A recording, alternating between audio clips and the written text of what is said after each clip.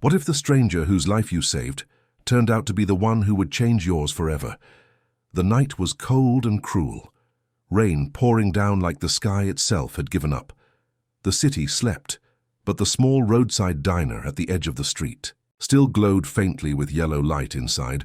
Mia wiped down tables, humming softly under her breath.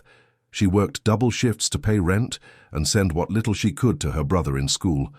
Her hands ached, her back hurt, but she smiled anyway. She had learned that kindness cost nothing, and sometimes that was all a person had left. Just past midnight, the door burst open. A man stumbled in, drenched and shaking, his face pale, his steps uneven. Mia rushed forward, instinct guiding her before. "Thought, sir, are you all right?" The man tried to speak, but only coughed, his body collapsing into her arms. She called out for help, but the streets were empty. She dragged him into a booth, heart pounding. "You're going to be okay," she whispered as she grabbed her phone to call for an ambulance, but he clutched her wrist, his grip weak. "Don't call anyone," he rasped. "Please, just help me." She hesitated. His clothes were expensive, soaked through, but the fabric screamed wealth. She didn't know who he was, only that he was fading fast. She ran to the back, grabbing warm towels, water, and the small first aid kit the diner kept for accidents. She pressed a towel against the wound at his side, her hands trembling. "Sir, you're losing blood. You need a hospital." He shook his head, breathing shallow. "Just a moment, please."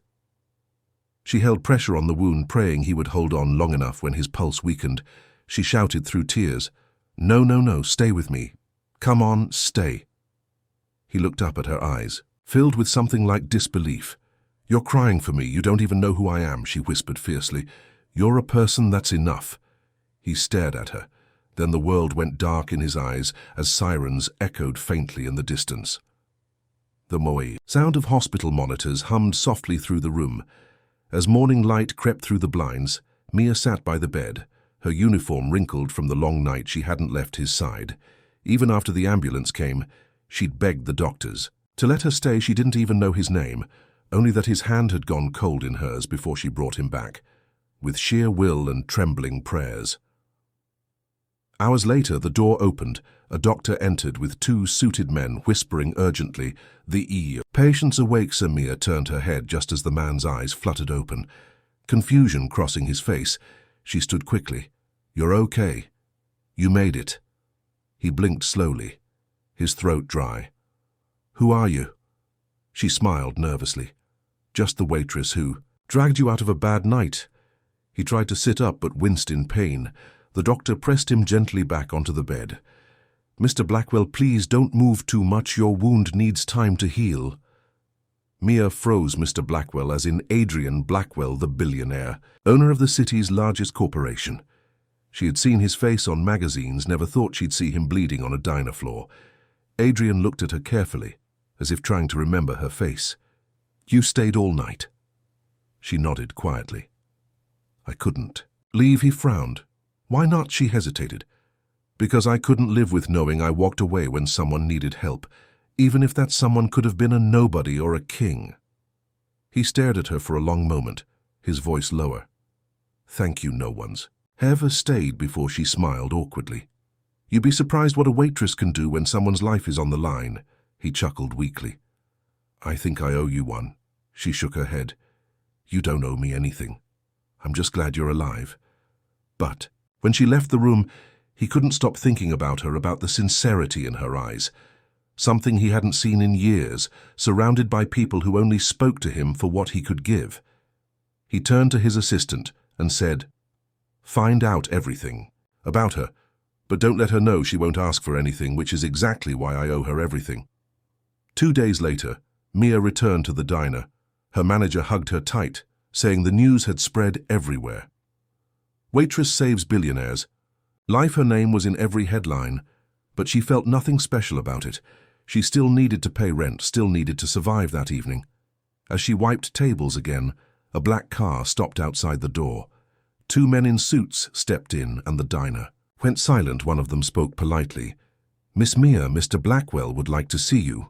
She froze. "I didn't do anything wrong, did I?" The man smiled. "Quite the opposite, ma'am."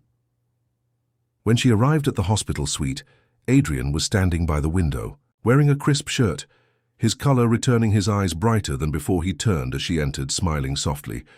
"I wasn't sure you'd come," she shrugged. "I almost didn't. I'm not good at fancy places." He chuckled. "That makes two of us." She raised an eyebrow. "You literally own half the fancy places in this city."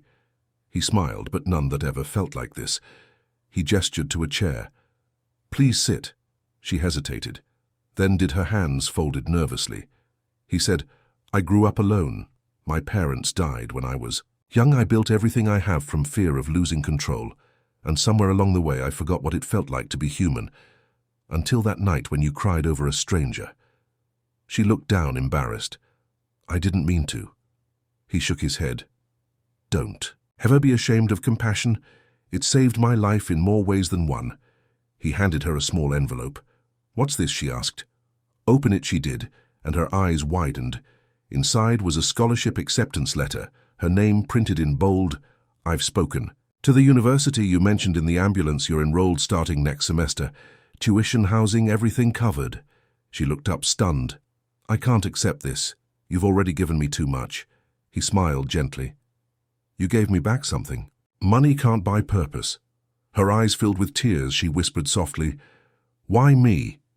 He looked at her like the answer was obvious. "Because when everyone else saw power, you saw pain and still stayed." Months passed, and life began to change in ways Mia never imagined. She left the diner, her hands trembling the day she turned in her apron, the same apron that had once smelled of endless nights and burnt coffee. She began her classes at the university, determined to make every moment count. But no matter how busy her days became, she couldn't forget Adrian, the man who had taught her that kindness still mattered, in a world obsessed with power. He visited sometimes quietly, never with cameras, never with his entourage, just a man in a simple coat sitting in the back of the lecture hall pretending not to watch her smile. One evening after class, she found him waiting by the gate, leaning against his car, the city lights reflecting in his eyes. She laughed softly. "You're terrible at pretending to blend in, Mr. Blackwell." He smiled faintly. "I didn't come to blend in, I came to see how you're doing." She shrugged. "Tired, happy, terrified all at once." He chuckled. "That's how you know you're living right." She tilted her head, teasing. "You're starting to sound like a philosopher, not a billionaire." He smiled. "Maybe I'm both now, thanks to you." As they walked along the quiet path, he said softly, "I used to think power meant control, but that night in the diner, you took control when I had none, and it changed everything." She looked up at him, surprised. "You really mean that?" He nodded slowly. "I do, because for years people have been saving my company, my image, my fortune, but you saved me." He stopped walking, his voice lowering. "I don't know what that makes us, but I know I don't want to lose it." She felt her chest tighten, unsure what to say. Then a soft wind brushed past them, carrying the scent of rain and streetlights, and before she could think, he whispered, "May I?" She nodded, barely breathing. His hand cupped her cheek, and his lips touched hers, slow and gentle, the kind of kiss that didn't demand anything, only promised peace when they pulled away. She smiled through tears. "So much for just saying thank you." He grinned. "Maybe gratitude can grow into something more." A year later, the news spoke again, but this time with warmth. Billionaire CEO launches foundation for low-income workers, led by the waitress who once saved his life. Their faces appeared side by side, not as a headline of luck, but as proof that compassion can build more than any fortune ever could. If this story made you smile, share it with someone who needs a reminder that accidents can turn into beautiful beginnings.